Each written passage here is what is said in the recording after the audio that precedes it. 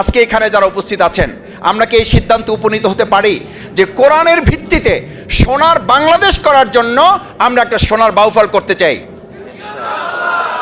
ইনশাআল্লাহ।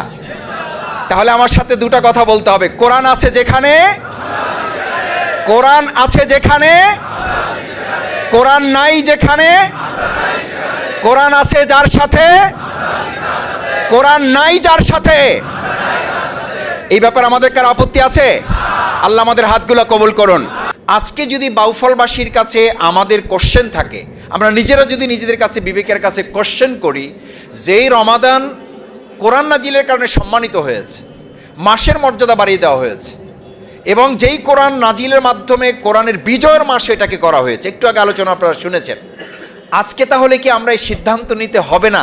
নিতে হবে। এই প্রপোজাল দেওয়ার তো দরকার নেই, এটা তো আমাদের দায়িত্ব।